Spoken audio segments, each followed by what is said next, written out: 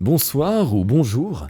Alors un petit message en préambule de votre nouvelle pour vous avertir que la vidéo que vous apprêtez à visionner est tirée des tout débuts d'Horrifique Histoire sur Twitch et n'est donc pas représentative de la qualité de production et de narration que nous tentons de vous offrir actuellement.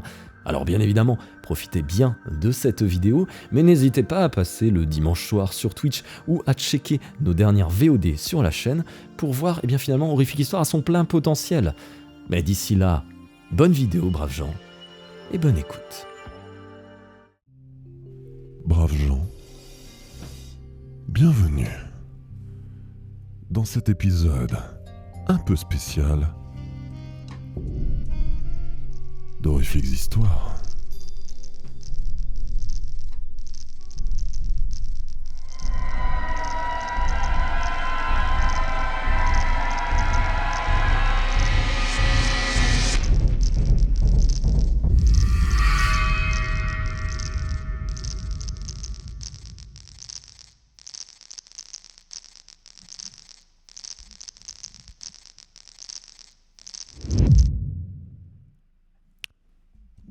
Et ce soir, dans cette horrifique histoire un peu particulière, nous allons lire Frankenstein de Mary Shelley. Un livre qui nous a été prêté par ce cher Loïc Bihan, qui a aussi fait l'œuvre que vous voyez derrière moi, qui est mon mémorial pour ma mort, très clairement. Pour celles et ceux qui ont la rediff, Mascox est en effet à côté de moi. Ce qui fait que cette histoire commence à peu près 2 heures après le lancement du live. Ce qui est très beau. Mais écoutez, il faut être foufou dans la vie. Donc ce soir, Frankenstein de Mary Shelley, un livre de la collection Première Lecture. C'est en effet un livre pour enfants, a priori.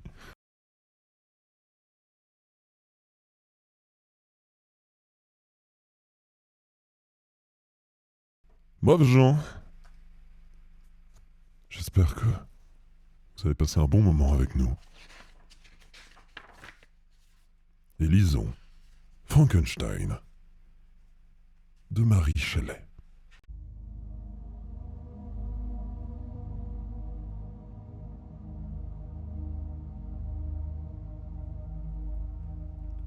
Prologue.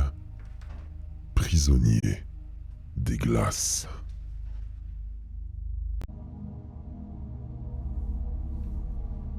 Capitaine Walton, j'ai bien peur que nous ne puissions aller plus loin. Avec ce brouillard, le risque est trop grand. À la proue de son navire, debout sur le pont, Robert Walton essayait de modérer ses propos à l'endroit de Rostop, son premier officier. Après tout, ce n'était pas la faute de ce pauvre homme si leur bâtiment était pris en étau entre 2 épaisses banquises. Si seulement le brouillard avait pu se lever un moment, ils auraient pu voir où ils étaient. « Jetez l'ancre !» ordonna-t-il. « Les hommes ont besoin d'un repas chaud. » Le navire de Walton faisait route vers le pôle Nord. Pendant des semaines, ils avaient dû voyager dans une quasi-obscurité, avec un ciel très bas à l'horizon. Mais encore, trop souvent cette faible clarté leur était dérobée par des tempêtes de neige ou d'épais bancs de brume. Walton frissonna dans son manteau de fourrure, piétinant sur le pont pour ne pas geler sur place. Puis le brouillard se leva enfin, révélant le paysage autour d'eux. Le navire se trouvait dans un étroit bras d'eau vive, très sombre, cerné de part et d'autre par une mer de glace. Devant eux, à l'horizon, ce couloir semblait se faire de plus en plus étroit. « Ah, nous sommes coincés !» grogna Walton. « Nous ne pouvons plus avancer ni reculer.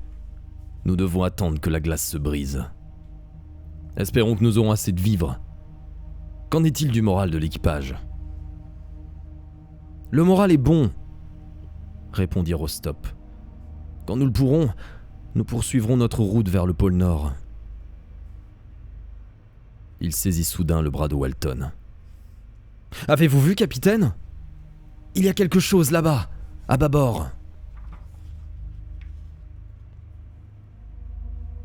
Walton ajusta sa longue vue. Il vit un traîneau tiré par des huskies. Agrippé au traîneau, se tenait un homme gigantesque, au dos voûté et aux bras nus. Il fouettait ses chiens avec frénésie, les poussant en direction du nord. Quand il hurla ses ordres, sa voix puissante se répercuta au-dessus du désert de glace.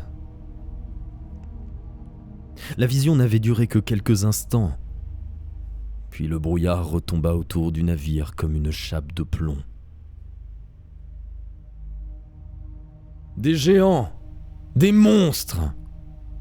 Cria une voix derrière Walton qui, se retournant, vit tous ces hommes réunis sur le pont, les yeux écarquillés d'étonnement. « Nous sommes tous épuisés, » dit Walton. « Je crois que la fatigue nous joue des tours. Rostop, je vais m'étendre un peu.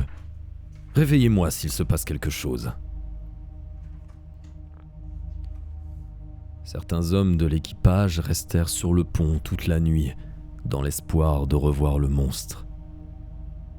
Mais sans succès. Le matin venu, Rostop secoua Walton en lui demandant de le suivre sur le pont. « Le colosse est-il revenu ? » ?»« Non. Il ne s'agit pas de cela, capitaine, mais de quelque chose d'aussi curieux. » Cette nouvelle apparition était un homme d'apparence normale. Il conduisait lui aussi un traîneau, mais il dérivait, seul, sur une banquise entraînée par le courant. Walton fit de grands gestes de la main. « Ouais, vous, là-bas !» L'étranger répondit à son appel. « Ohé !»« Tenez bon !» cria Walton. « Nous allons vous lancer une corde. Allez-vous au nord ? Je me joindrai à vous uniquement si vous y allez. »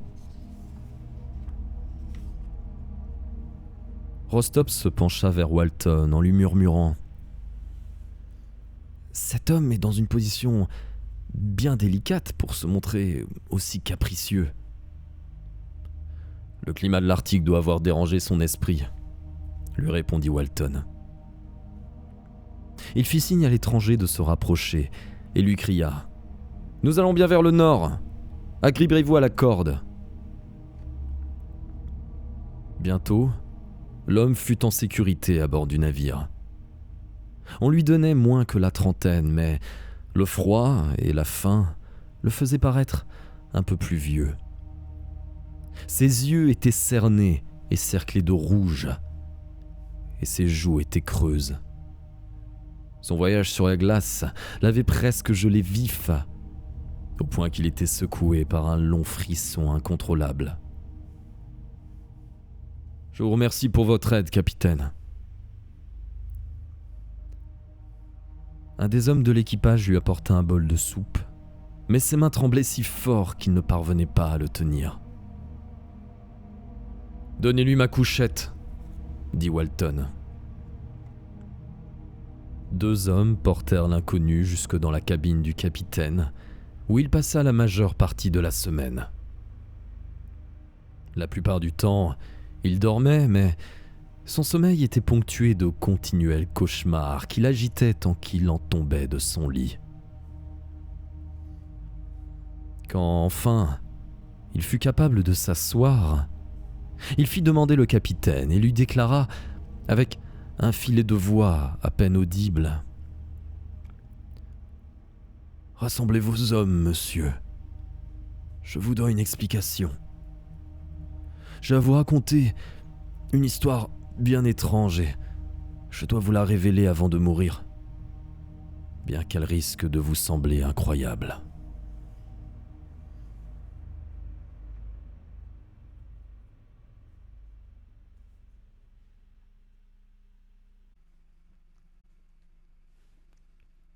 Chapitre 2.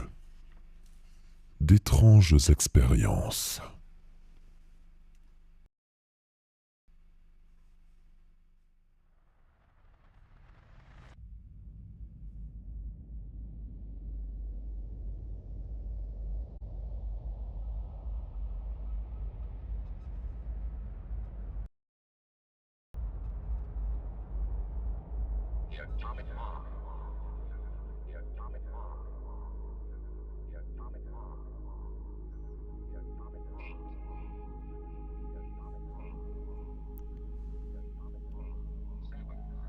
Je m'appelle Victor Frankenstein. Je suis né et j'ai grandi en Suisse, mais j'ai fréquenté l'université d'Ingolstadt, en Allemagne. Les premières semaines passées là-bas ont été pénibles. Mes frères cadets, William et Ernest, me manquaient, ainsi que mon père, veuf depuis peu, et mon meilleur ami, Henri Clerval. Par-dessus tout, je m'ennuyais d'Elisabeth, ma plus chère amie. La solitude ne m'a pas pesé trop longtemps. Je me suis absorbé rapidement dans les études et la recherche. Je suis un scientifique, et mon ambition était de réussir ce que personne avant moi n'avait pu accomplir. À l'université, j'ai rencontré 2 professeurs qui allaient m'aider à réaliser mon rêve. Messieurs Krempe et Waldman. Les exposés de Waldman, qui m'enseignaient la chimie, m'inspiraient grandement. Un jour, il m'a dit « Frankenstein, tout est possible si vous fixez un but et êtes résolu à l'atteindre. Ne croyez pas les gens qui chercheront à vous faire croire le contraire ou que vous failliriez à votre tâche. Travaillez dur et vous serez capable de miracles. » Des miracles. Ce que j'avais le dessein d'accomplir, messieurs, était le plus grand de tous les miracles. Je voulais recréer la vie. Dès lors, je me suis astreint à mon travail avec une dévotion qui confinait à la folie. En fait, mon obsession avait bel et bien tourné à la folie. La bibliothèque de l'université disposait de livres écrits par les plus grands esprits de notre temps. Je dévorais tout, sans trêve, ni répit, prenais des notes, dressais des tableaux, alignais des équations. J'ai transformé mon appartement en un vaste laboratoire et j'ai mis au point des machines, dont certaines pouvaient même mettre à profit le pouvoir de l'électricité.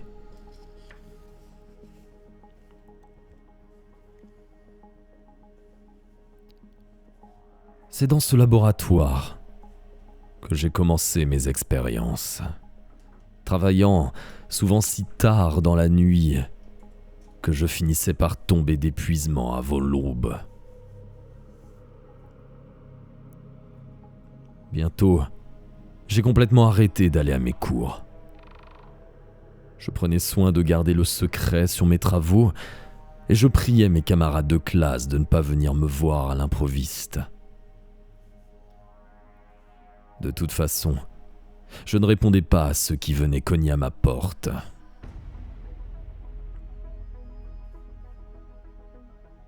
Parfois, il m'arrivait d'entendre mes voisins faire du bruit au-dessus de moi et j'étais très attentif à en faire moi-même le moins possible.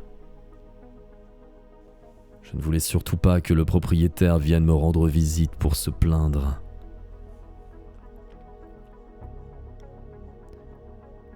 Je me suis d'abord livré à des expériences sur les plantes et les insectes, puis sur de petits mammifères et, enfin, sur des parties du corps humain. Oui. J'ai travaillé sur les membres de cadavres exhumés de leurs tombes ou volés dans des morgues ou des hôpitaux. Je tentais de les ramener à la vie et j'ai même plus d'une fois réussi cet exploit. Mais les membres ne reprenaient vie que de courts moments.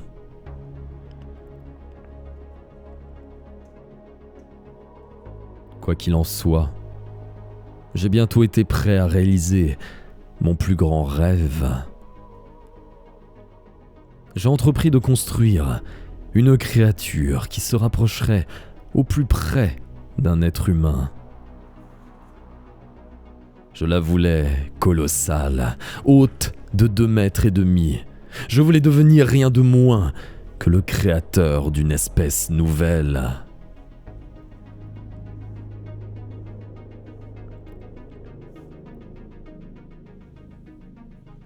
Des profanateurs de tombes m'ont procuré toutes les parties de corps dont j'avais besoin. Bien du temps m'a été nécessaire pour les coudre les unes aux autres. Mais un jour est venu où ma création était allongée sur ma table d'opération, n'attendant plus que le souffle vital.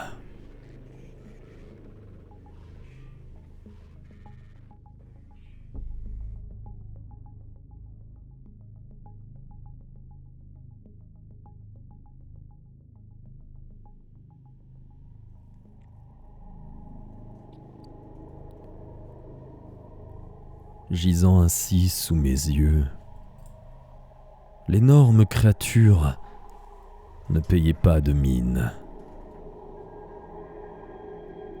Ses mains étaient trop grandes pour ses bras et ses pieds trop petits.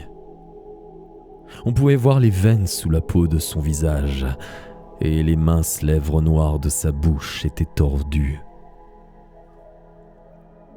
Mais son apparence générale m'importait assez peu. Il s'agissait après tout de ma première expérience. Plus tard, quand je maîtriserai mieux la technique, je créerai des êtres infiniment plus beaux.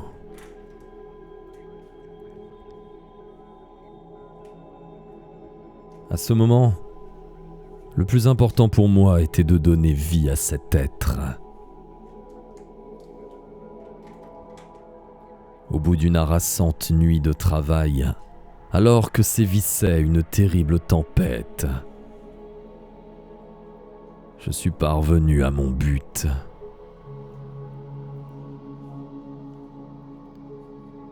Un jour, bien des années auparavant, j'avais vu la foudre frapper un arbre et le carboniser. Pendant des années, j'avais développé une théorie, voulant que ce qui détruisait la vie pouvait aussi l'engendrer.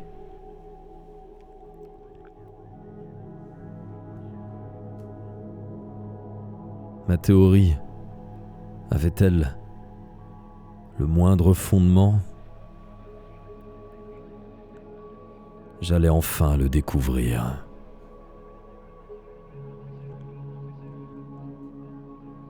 Messieurs, je ne désire pas entrer dans le détail de mon expérience car je ne souhaite surtout pas qu'elle soit reprise.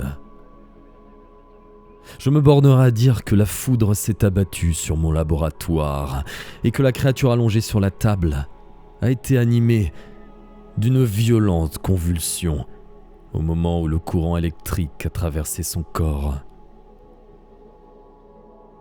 Son dos s'est arqué et sous ses paupières encore fermées, j'ai pu voir saillir ses globes oculaires.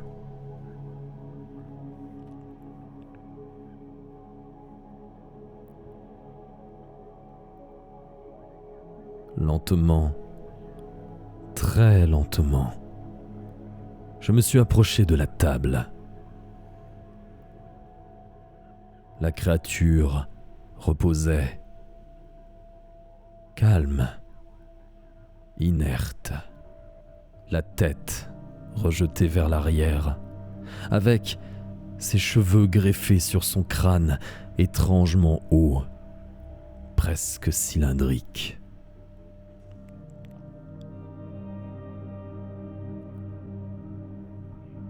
Et puis, l'un de ses yeux au regard vide a cligné. Un souffle s'est échappé de ses lèvres.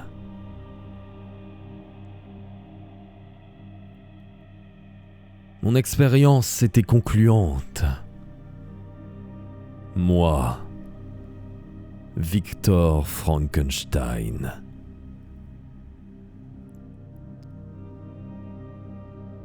j'avais recréé la vie.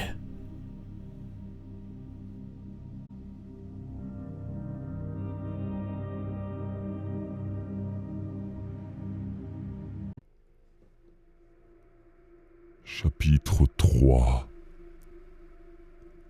Le monstre entre en scène.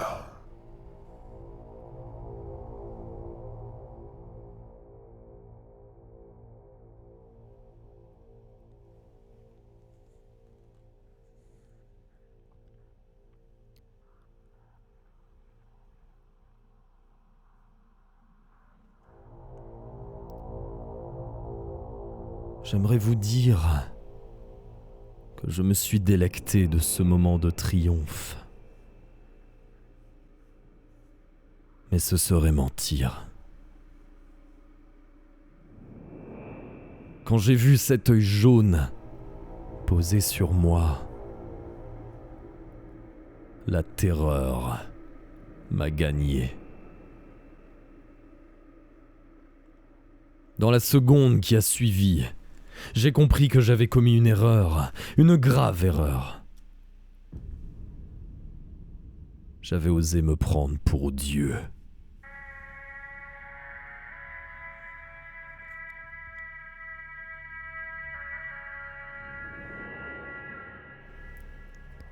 Tant qu'elle gisait, sans vie sur la table, la créature m'était apparue morne et inoffensive.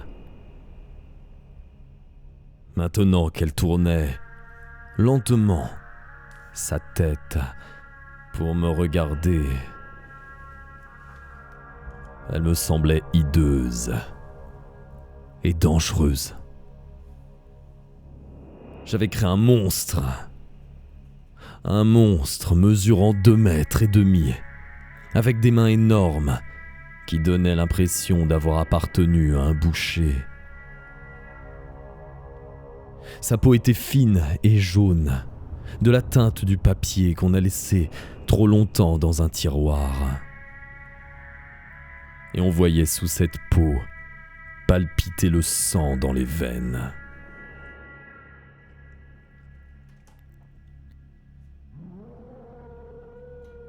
Il y avait de la vie dans ses yeux, mais rien qui ne s'apparentait à l'éclat joyeux du regard d'un nouveau-né. Son regard était celui d'un mort-vivant.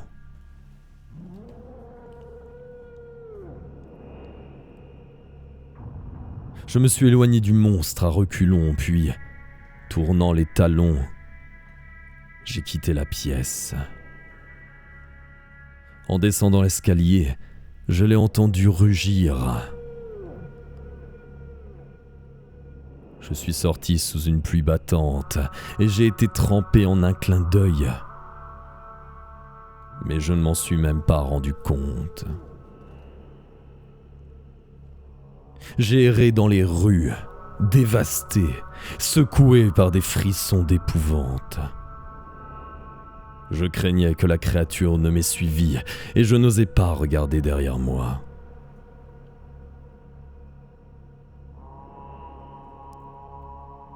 Au petit matin, je me suis retrouvé dans un hôtel. Et bonsoir Toto. Soudain, qui vois-je? Descendant d'une calèche? Mon meilleur ami, Henri Clerval, venu de Genève. Qu'est-ce que ce brave Henri venait faire à Ingolstadt? Pendant un instant, j'ai cru que ma raison me jouait des tours et que j'avais des visions. Mais non. Il s'agissait bien de mon ami Henri qui, m'ayant aperçu, me souriait largement.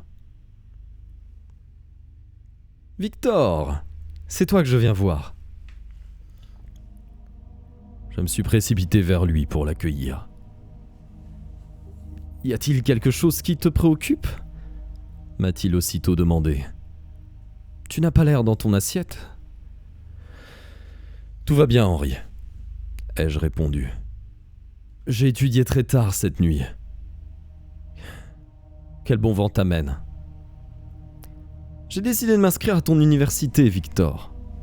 Je veux étudier les langues et non pas les sciences comme toi. J'ai aussi apporté un mot de ta famille et d'Elisabeth. Ils sont sans nouvelles de toi depuis des lunes et ils se sentent bien négligés. Je dois absolument leur écrire. En fait, Henri, je songeais justement à retourner à la maison. Il est temps qu'Elisabeth et moi nous nous marions. »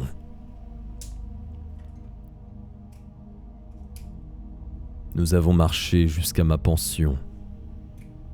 J'ai prié Henri de m'attendre à la porte. J'ignorais si la créature m'avait suivi à l'extérieur ou si elle était toujours dans mon logement. En vérité, une partie de moi souhaitait qu'elle repose sans vie sur le plancher. Peut-être que cet éclair de vie que j'avais vu luire dans son œil n'avait duré qu'un moment. La porte de mon logement était grande ouverte et les lampes y clignotaient toujours. J'ai jeté un coup d'œil à l'intérieur. Le laboratoire avait été transformé en champ de bataille. Des livres déchirés et des éclats de verre brisés jonchaient le sol. Les meubles avaient été retournés en tous sens, les tableaux arrachés des murs. La créature n'était plus là. La voie étant libre, j'ai appelé mon ami. « Henri, tu peux monter maintenant. »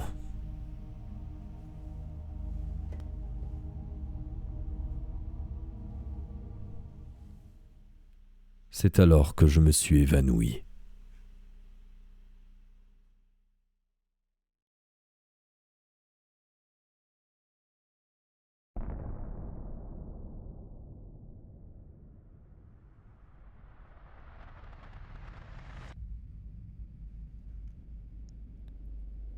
Chapitre suivant. La lettre.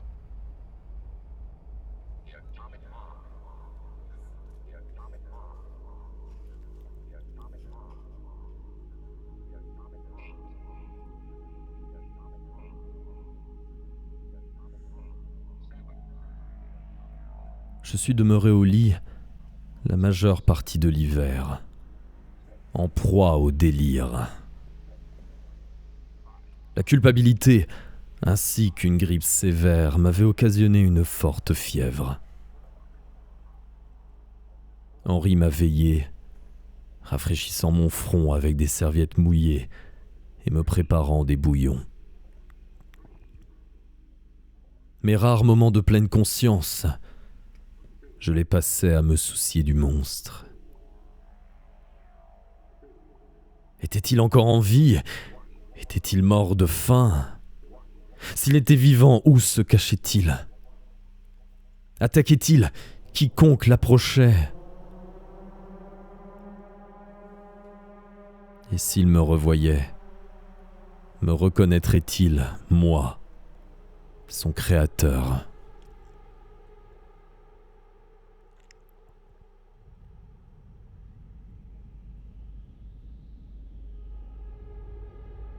Un matin, Henri s'est assis sur le lit, à mon côté.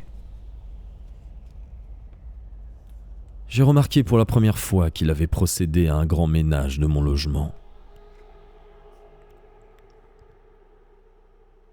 « Tu as l'air d'aller mieux », m'a-t-il dit.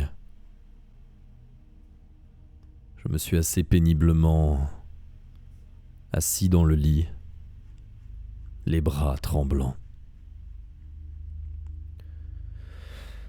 Assez bien pour essayer de faire quelques pas, Henri. Voudrais-tu me passer ma robe de chambre, s'il te plaît ? La rouge, celle que tu m'as offerte à Noël. Elle est dans le placard. Henri l'a cherchée 2 fois plutôt qu'1, sans succès. Je lui ai dit qu'elle devait y être, qu'il était impossible qu'elle n'y soit pas. Henri s'est alors esclaffé. « Tu vas vraiment beaucoup mieux, tu argumentes déjà.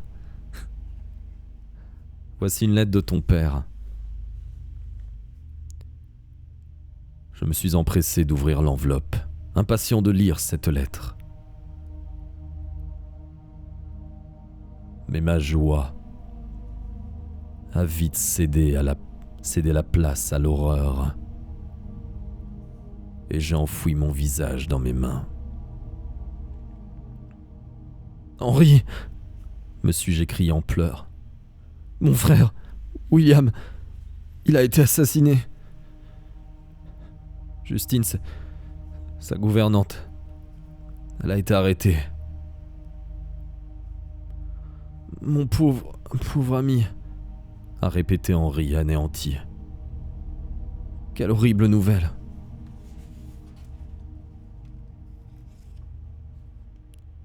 Henri a pris la lettre et en a poursuivi la lecture. William a été étranglé alors qu'il jouait dehors. La police a retrouvé le médaillon qu'il portait autour du cou dans la poche du tablier de Justine. C'est pourquoi elle a été arrêtée. Elisabeth est inconsolable, en proie à la colère et au chagrin. Mon pauvre William, ai-je murmuré. Et pauvre Justine.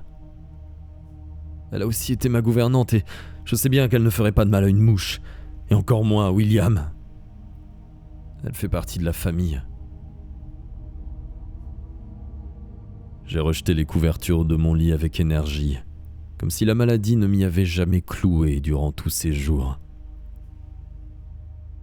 Henri, nous devons aller à Genève. Elisabeth a besoin de moi. Sans doute pouvons-nous faire quelque chose. L'innocence de Justine ne me fait pas le moindre doute.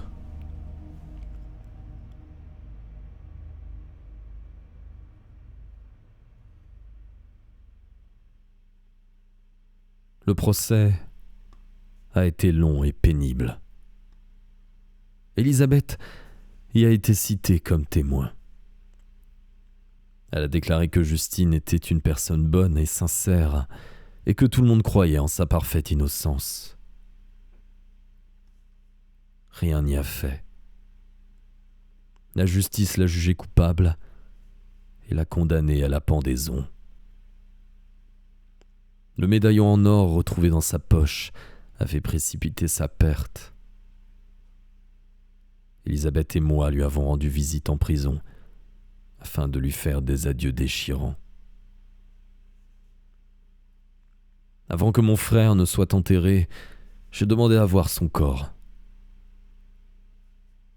Sur son cou, là où on l'avait étranglé, s'étendait une large contusion.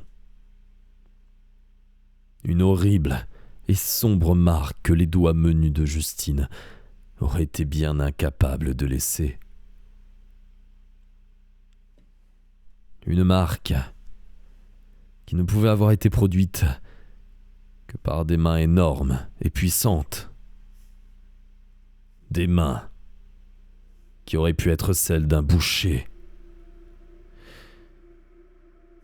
Et j'en vins à cette déduction terrible.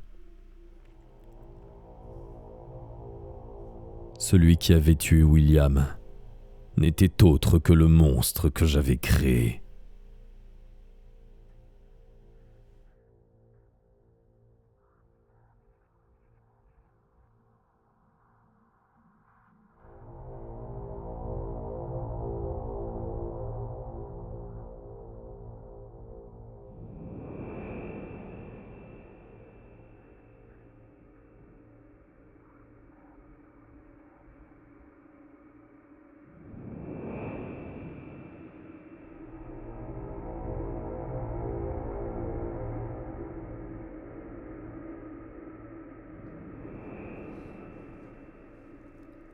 Chapitre toujours suivant. Dans les Alpes.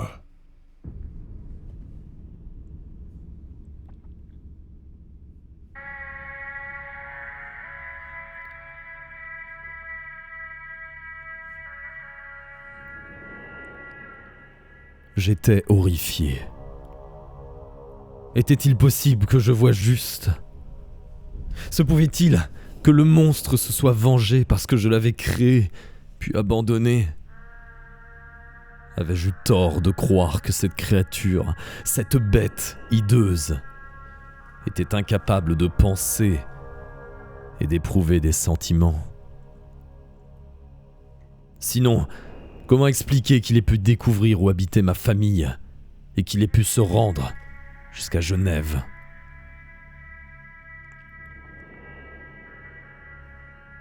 Mon père n'a pu s'empêcher de remarquer mon humeur soucieuse.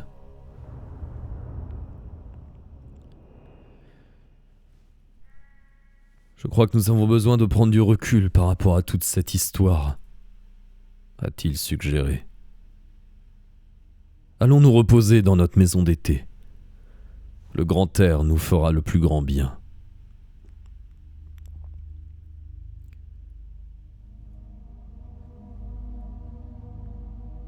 J'avais d'abord cru son idée excellente, mais j'ai eu tôt fait de changer d'idée. Ce dont j'avais besoin, c'était d'être seul durant un temps, afin de réfléchir. Je devais trouver une manière de débarrasser l'humanité de ce monstre.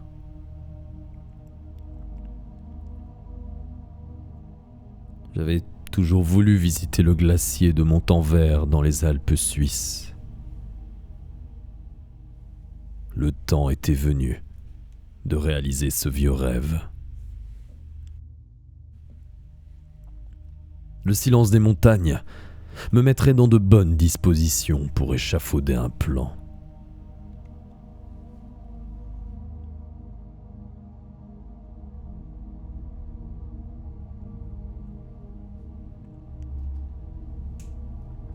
Tandis que mon cheval m'entraînait loin de la civilisation, je sentais une certaine paix regagner mon âme. J'ai échangé mon cheval contre un âne de montagne et j'ai entrepris l'ascension vers Montanvert.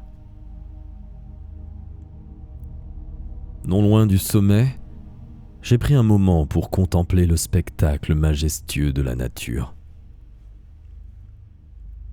À mes pieds, la vallée était devenue invisible, avalée par le brouillard.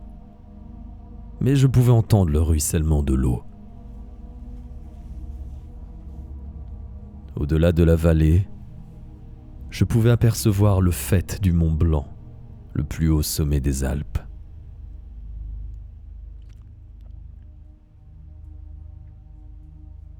Quelque part derrière moi, une chèvre des montagnes a bêlé. Puis, j'ai entendu un autre son, une sorte de grognement sourd et menaçant. J'ai sursauté et je me suis retourné. J'avais reconnu ce son affreux. La créature m'avait suivi jusqu'ici.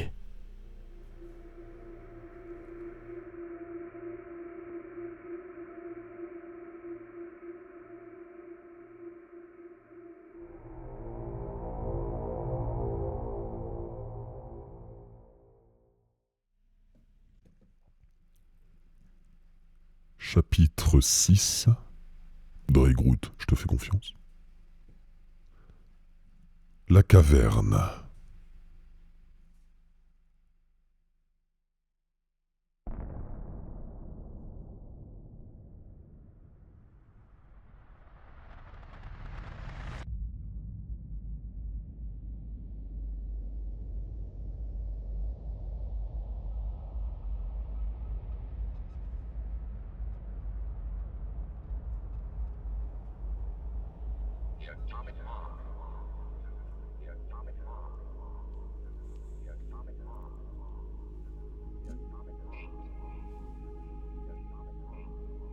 Le monstre m'avait rejoint avant même que je puisse esquisser un geste.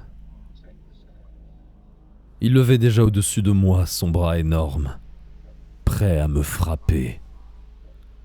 « Va-t'en !» lui ai-je crié. Alors, la créature a ouvert la bouche et a parlé.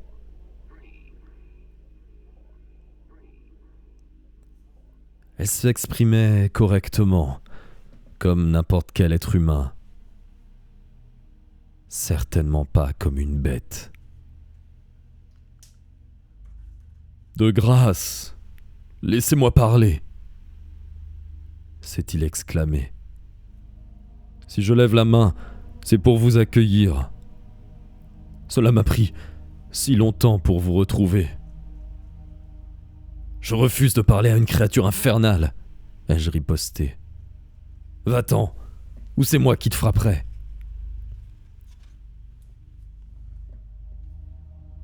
Ignorant ma menace, le monstre a repris. « S'il y a quelque chose de maléfique en moi, c'est vous qui l'y avez mis. Vous êtes mon créateur. Je n'ai pas demandé à être créé. Quand j'ai pris vie, vous m'avez immédiatement rejeté. Depuis, j'ai fait l'apprentissage de ce monde dans lequel vous m'avez entraîné. J'ai pu voir combien certains êtres humains peuvent être heureux. Cependant, il m'est impossible d'aspirer au même bonheur. Écoutez-moi, je vous en prie, puis je vous laisserai en paix. Même si vous me refusez cette grâce, je vous ferai si bien subir ma formidable colère que nul ami, nul parent ne vous reconnaîtra jamais plus. »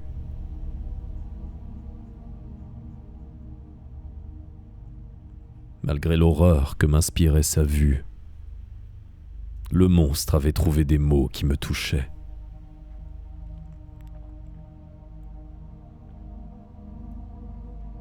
« J'ai aperçu une caverne, non loin d'ici, » a-t-il dit. « Nous pourrions y allumer un feu. » Peu après, assis dans cette grotte, devant un feu, le monstre a entamé son récit.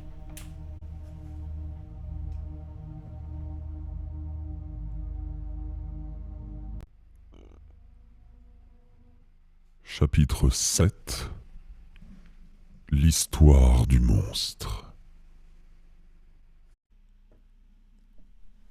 La première chose que j'ai vue en ouvrant les yeux, ça a été vous, Victor Frankenstein.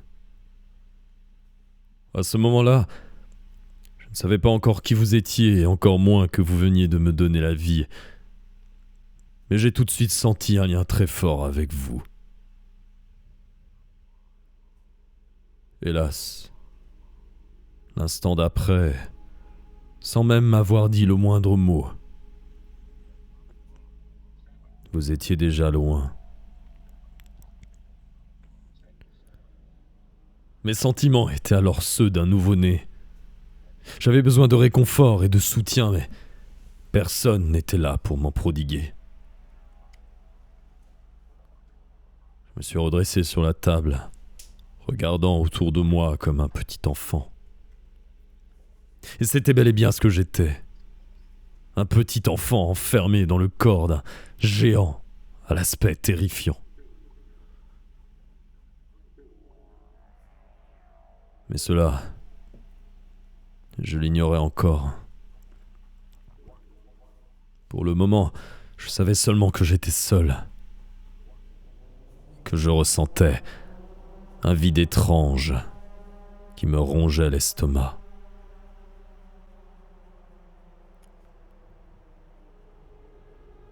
En fouillant dans votre logis, j'ai trouvé de quoi me rassasier dans votre garde-manger.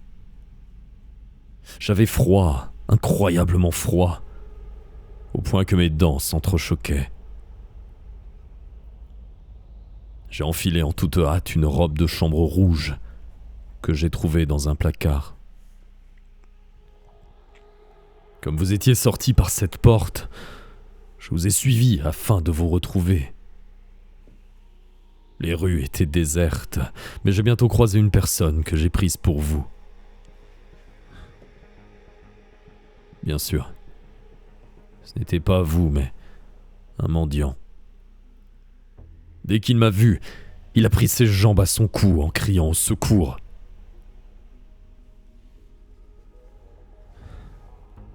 Son comportement m'a laissé encore plus songeur. Je n'avais même pas eu le temps d'ouvrir la bouche. Mais pour quelle raison avait-il fui ?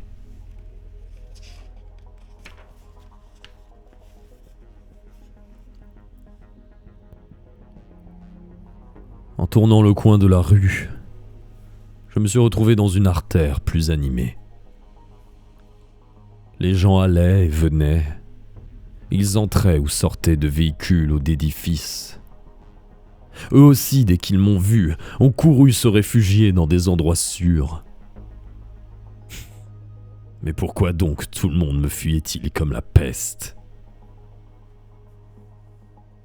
Quelque chose en moi me disait que leur peur signifiait que j'étais en danger. Sans perdre de temps, je me suis dirigé vers les bois.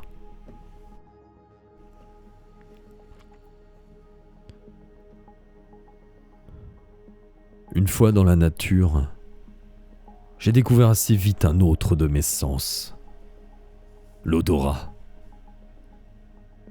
Une merveilleuse odeur de pain frais titillait mes narines.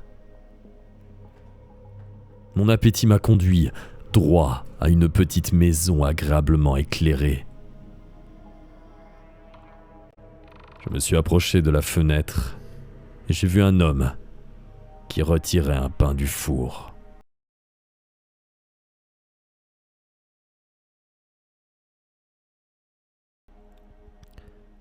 La vue de cette belle miche m'a fait saliver et mon estomac a grondé si fort que l'homme l'a entendu.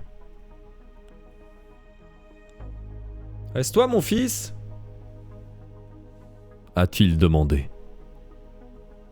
À défaut de pouvoir parler, j'ai laissé échapper un grognement. En entrant dans la maison, je suis parvenu dans le faisceau de la lumière et l'homme m'a alors vu. Il en a lâché son pain.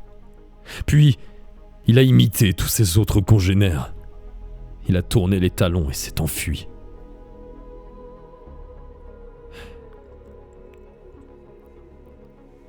Sa réaction m'a attristé, mais je lui étais reconnaissant d'avoir laissé derrière lui un tel délice. J'ai quitté cette maison aussitôt mon repas terminé. Mon instinct me disait que je n'étais pas en sûreté ici. Plus tard, ce même soir, j'ai trouvé refuge dans une caverne dont j'ai fait ma tanière. De cet endroit, j'ai pu en apprendre peu à peu davantage sur les environs et sur moi-même. Mes sens se sont affinés de jour en jour et je comprenais mieux le monde qui m'entourait.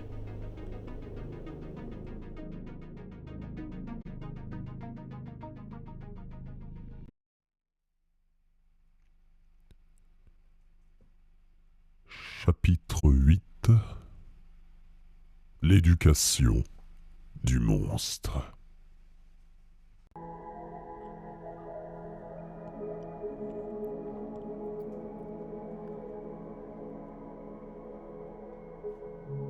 Le printemps a succédé à l'hiver, et ma caverne est devenue un refuge moins sûr. Les gens commençaient à se promener plus profondément dans les bois, en quête de petits gibiers ou d'herbes. Il me fallait trouver une autre retraite.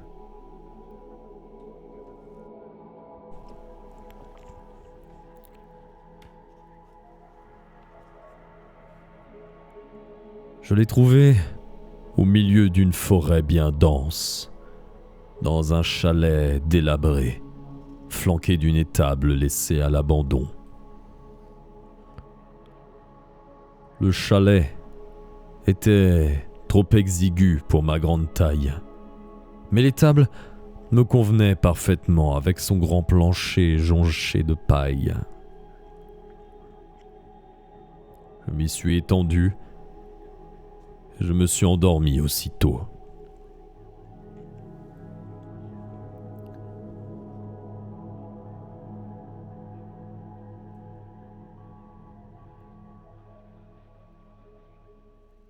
À mon réveil, quelqu'un était dans le chalet. Je voyais de la lumière filtrée par un trou dans le mur, et j'entendais même des voix. En regardant par le trou, j'ai vu un jeune homme et une femme, ainsi qu'un vieillard aveugle. Mes 3 voisins se ressemblaient beaucoup.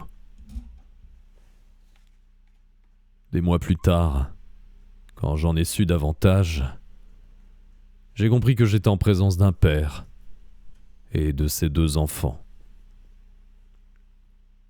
La famille avait autrefois été prospère, mais elle avait connu un revers de fortune et devait aujourd'hui vivre dans cette maison presque en ruine.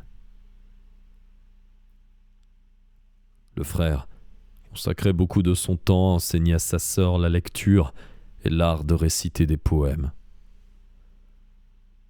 En les observant de ma cachette, j'ai appris à parler et à lire en même temps que la jeune fille. Dans la poche de votre robe de chambre, j'ai trouvé des lettres d'Élisabeth, votre bien-aimée, et je les ai lues. C'est ainsi que j'en suis venu à savoir où habitait votre famille.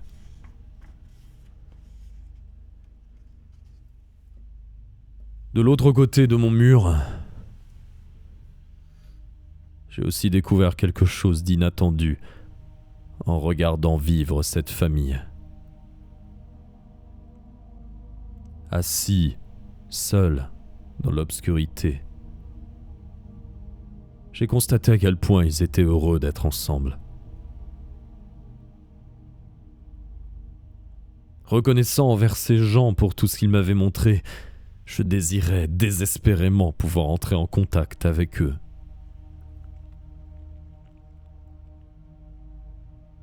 Un soir, alors que le frère et la sœur étaient sortis, je me suis approché du vieillard, assis près de la porte du chalet, et l'ai abordé poliment, lui souhaitant le bonsoir. L'homme a eu un sourire hésitant, mais m'a rendu mon salut. Énardi par son accueil, j'ai poursuivi. « Puis-je me joindre à vous pour un moment ?» L'homme m'a hoché la tête et dit, en m'invitant à le suivre à l'intérieur: « Bien sûr, soyez le bienvenu dans notre humble demeure. Je vous en prie, asseyez-vous. Mes enfants seront bientôt de retour. » J'étais à peine assis quand ils sont entrés dans le chalet. Aussitôt, la fille s'est mise à hurler et le garçon a crié à l'intention de son père: « Il y a un horrible monstre dans la maison !» Le fils s'est jeté sur moi et m'a roué de coups. Je l'ai vu alors empoigner sa hache, suspendue à sa ceinture, mais le temps de le dire, je l'ai assommé assez fort pour qu'il perde connaissance et s'affale sur le plancher. En laissant échapper un long cri rageur, j'ai fui la maison et me suis enfoncé dans les bois. Le vieillard avait été amical à mon égard parce qu'il ne pouvait me voir. Ses enfants, eux, n'avaient vu en moi qu'un monstre hideux. Cet épisode m'a enseigné à quel point les gens étaient dangereux. Mais tandis que mon sentiment de solitude allait grandissant, je me suis juré que si je ne pouvais me faire un ami sur cette terre, ma vengeance serait terrible.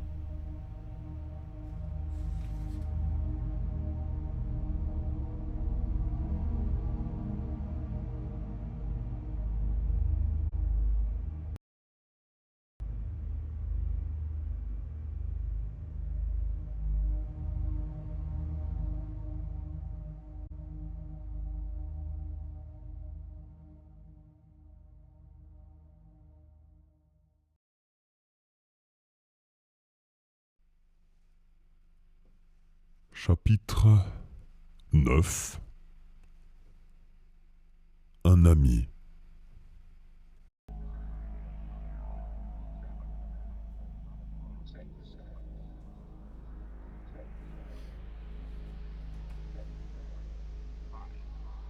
Tu n'avais pas besoin de tuer William, lui ai-je crié à la figure. Il était innocent. Ce n'était pas mon intention, a répliqué la créature. Une fois que j'ai trouvé l'adresse de ta famille, je me suis dit que tu finirais par retourner là-bas. Je n'aurais pas su comment te retrouver autrement. Un matin, alors que je franchissais un pont, j'ai entendu des cris. C'étaient ceux d'une petite fille qui était en train de se noyer dans la rivière. J'ai aussitôt sauté à l'eau et me suis débattu contre le courant afin de la rejoindre et la ramener sur le rivage. Puis, quand j'ai tenté de la réanimer, le père a surgi des bois. Il a tout de suite cru que je tentais de m'en prendre à sa fille et il m'a tiré dessus avec un pistolet. Je porte toujours les marques de cette blessure. Une bien triste récompense pour avoir sauvé la vie d'un être humain.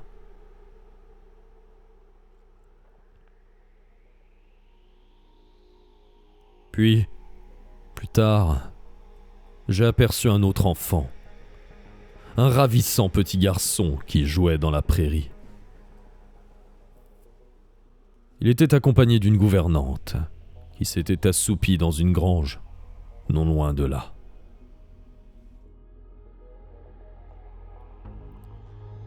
Bonjour.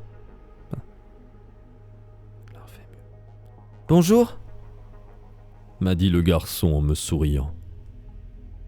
Enfin, s'offrait à moi la vision d'un visage amical, celui d'un être encore trop jeune et trop innocent pour me juger à partir de mon apparence. Je lui ai tendu la main. Je bafouille.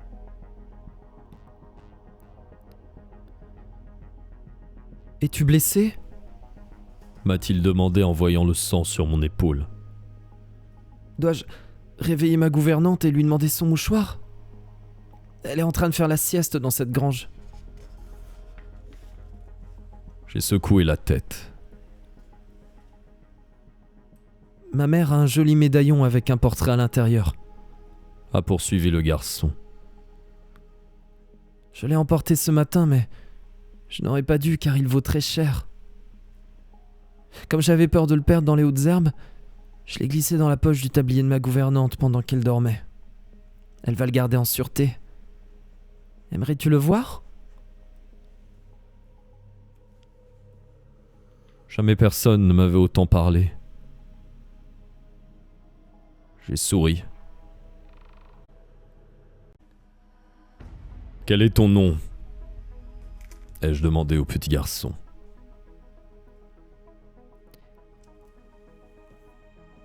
Je m'appelle William Frankenstein. Ce nom m'a frappé comme la foudre. En un instant, toute la joie provoquée par cette rencontre s'est transformée en la plus vive douleur qu'il soit. Et j'ai vu rouge.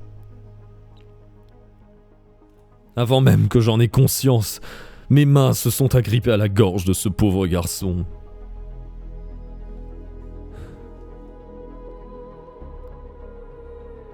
Voilà pourquoi tu dois m'aider.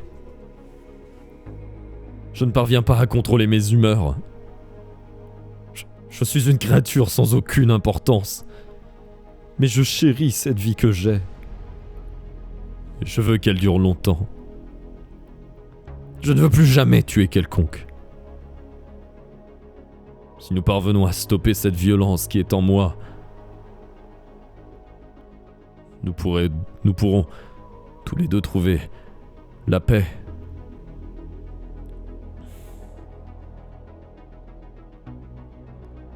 Et comment allons-nous réaliser ce miracle ? lui ai-je demandé. Je suis seul et misérable. Personne ne veut de moi pour ami. Tu dois retourner à ton laboratoire et créer une femme, une créature de mon espèce qui ne me rejettera pas. Sinon, je ne te laisserai pas en paix.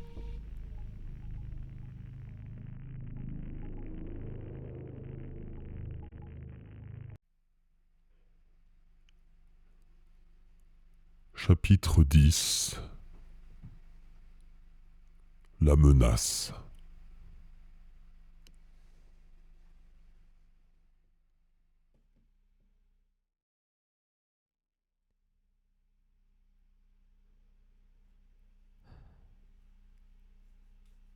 La seule pensée de créer une seconde créature me répugnait profondément. Je n'avais pas la moindre intention de recommencer mes travaux, et encore moins de commettre un nouveau crime contre la nature.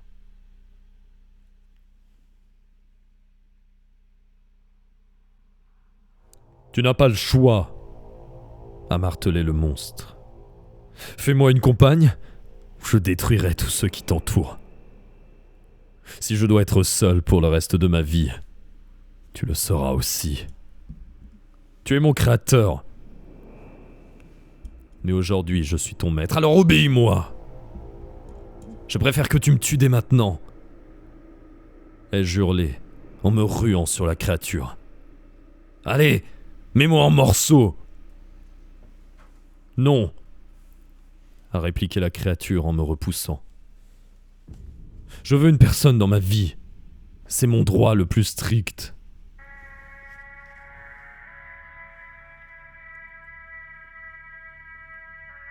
Passons à marcher, Frankenstein. Fabrique-moi une compagne, et je disparaîtrai avec elle aux confins de l'Amérique du Sud. Aucun être humain ne posera plus jamais l'œil sur moi. Si tu refuses, ma vengeance sera terrible. Je ne peux pas acquiescer à ton désir, ai-je riposté. Ta nature maléfique te poussera à revenir ici, et tu auras alors un compagnon à tes côtés pour réaliser tes sombres desseins.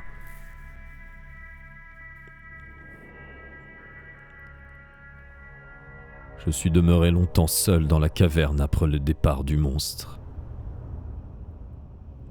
L'idée de créer un nouveau monstre me remplissait de dégoût.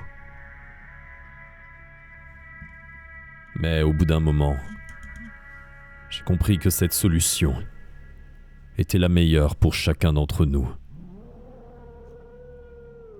Je devais accepter sa proposition. J'étais responsable de sa vie et de son infortune. C'était mon devoir de faire en sorte qu'il trouve un peu de bonheur en ce monde.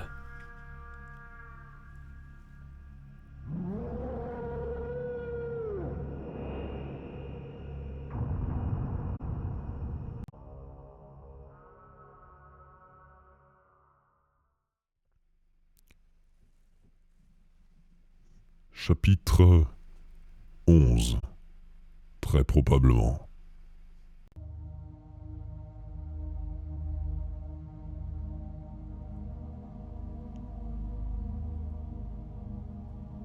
Comme le monstre avait détruit tous mes carnets de notes à Ingolstadt, je n'avais pas d'autre choix que de recommencer mes recherches à zéro. Après avoir réuni toutes les informations nécessaires, je suis parti en Écosse.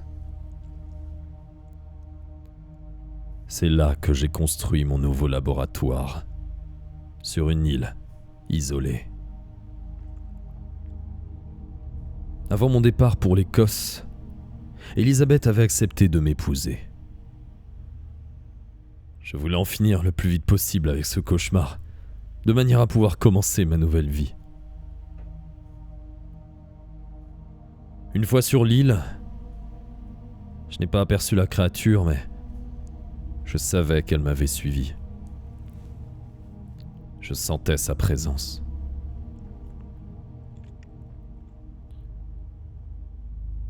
Lentement, mais sûrement, j'ai conçu la compagne du monstre, procédant de la même manière que pour lui, en payant des profanateurs de tombes pour qu'ils me fournissent en membres humains.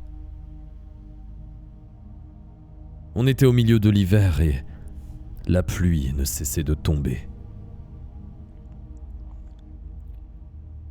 J'étais enfin prêt.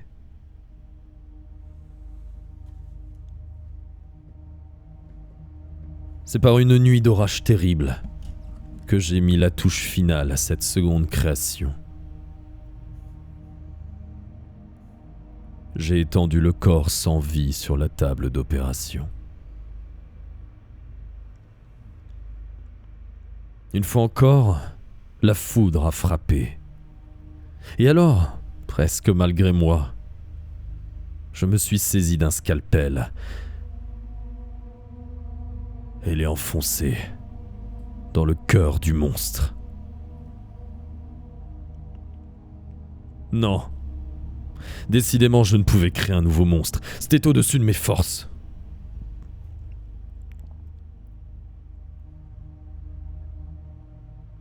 Venu du dehors, un cri de rage et de désespoir s'est élevé dans la nuit, et la fenêtre derrière moi a volé en éclats. Je me suis retourné, et j'ai vu le monstre me fixer d'un regard où se lisait la haine la plus insondable.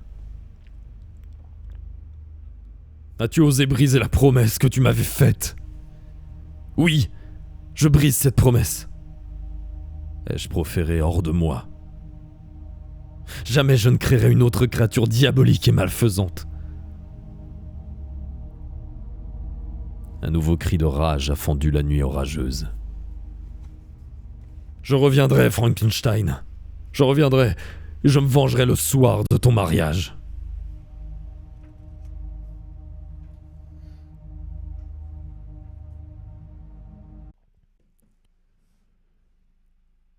Chapitre... Le mariage.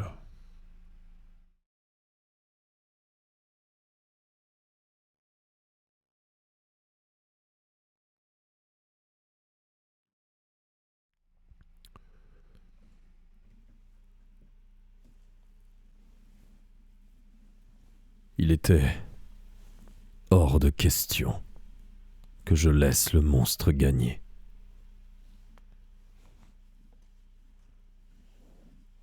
Quand il viendrait se mesurer à moi le soir de mon mariage, je serais prêt. Nous nous retrouverions face à face, et il mourrait. Cette promesse, je me l'étais faite à moi-même.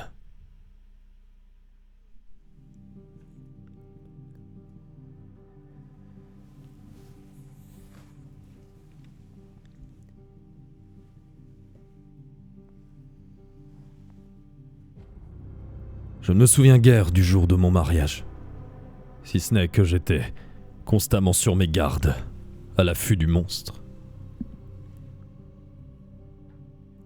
Après le repas, nous nous sommes rendus à un petit chalet. J'ai prié Elisabeth d'aller à l'étage en lui précisant que je la rejoindrais plus tard. Y a-t-il quelque chose qui ne va pas? Ce n'est rien. Je veux seulement prendre l'air un moment sous le portique. Là, la main fermée sur un pistolet que je dissimulais dans mon habit de mariage, j'ai attendu. Le monstre ne venait pas.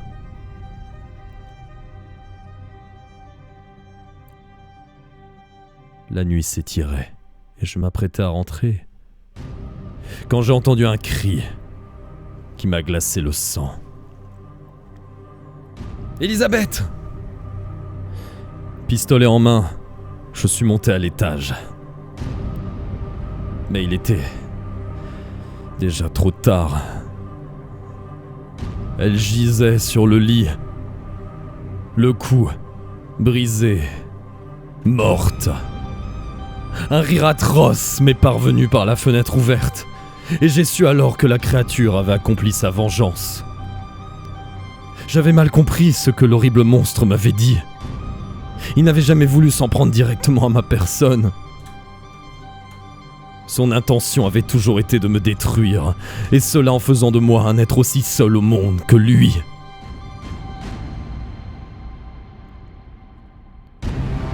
Cette nuit-là, Victor Frankenstein, le scientifique, est mort. Il est devenu un monstre, comme sa création. Il s'est juré de traquer celle-ci afin de l'éliminer, même si cette quête devait l'entraîner jusqu'au bout du monde.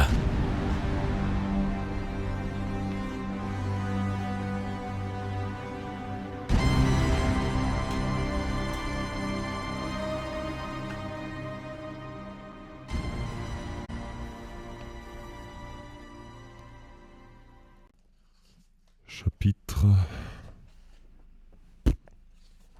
Aucune putain d'idée. Ça vous va? Des monstres et des hommes.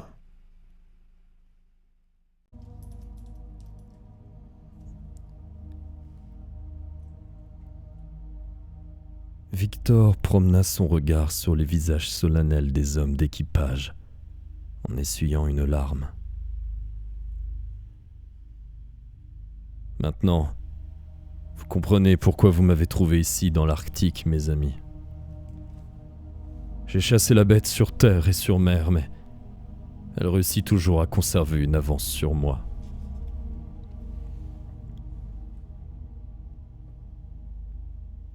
Plus tard, Walton et Rostop conversaient sur le pont, seuls. Il était plus de minuit et Victor, épuisé par le récit de son curieux destin, dormait dans la cabine du capitaine. Les hommes d'équipage en faisaient autant dans leur quartier, allongés sur leur hamac. « Capitaine » interrogea Rostop. « Croyez-vous en l'histoire de cet homme ? Même si le monstre est le fruit de son imagination, Frankenstein lui-même s'est convaincu de son existence, » répliqua Walton. « C'est cela qui le tue. »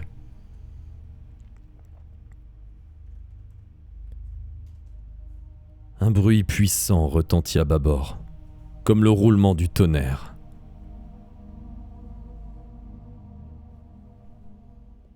Et le navire vacilla. « Nous avons été frappés par quelque chose !» s'écria Rostop. « Non ! C'est le son de la glace qui se brise !» s'exclama Walton. « Nous sommes libres !» Les deux hommes regardèrent par-dessus bord. Le capitaine avait vu juste. Des fissures couraient sur la banquise. Le reste de l'équipage, éveillé en sursaut, accourut sur le pont et reprit le cri de joie du capitaine. Ils étaient libérés de l'emprise de la glace et pouvaient enfin repartir. « Je vais aviser Frankenstein », dit Walton à Rostop. « Si nous interrompons notre mission, nous le mènerons à un hôpital. Les hommes aussi ont besoin de rentrer à la maison. Il est trop dangereux de continuer. »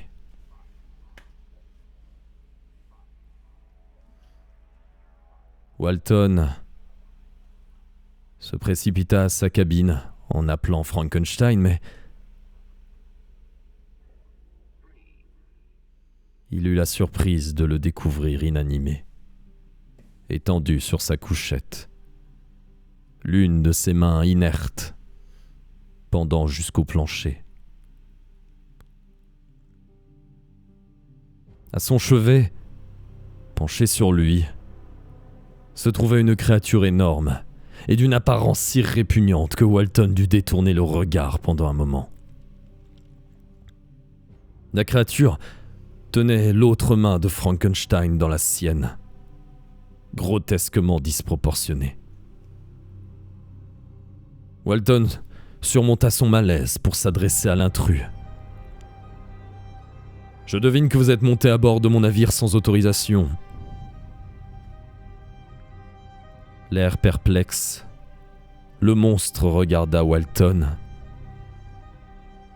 puis reporta son attention sur le corps sans vie de son créateur. « Ne donnez pas l'alarme, je vous en prie. La fièvre a eu raison de lui pendant la nuit, je n'y suis pour rien. Je ressens déjà le vide qu'il laisse en moi. Lui et moi étions liés. Il était mon créateur, mon père et ma mère. Alors, êtes-vous content de l'avoir enfin tout à fait détruit ? Je ne souhaitais pas sa perte, répliqua le monstre. Je voulais simplement qu'il se soucie de moi. Hélas, vous avez l'un et l'autre tout perdu, dit Walton. Le monstre prit le corps de Frankenstein dans ses bras, comme s'il s'agissait d'une poupée de chiffon. Nous étions tous les deux inconscients, chacun à notre manière. Lui dans son orgueil, moi dans le besoin que j'avais de lui. Mais dorénavant, nous serons réunis à jamais dans les profondeurs de l'océan Arctique. Il n'y a pas de place pour moi en ce monde, et plus jamais mon regard ne croisera celui d'un autre être humain.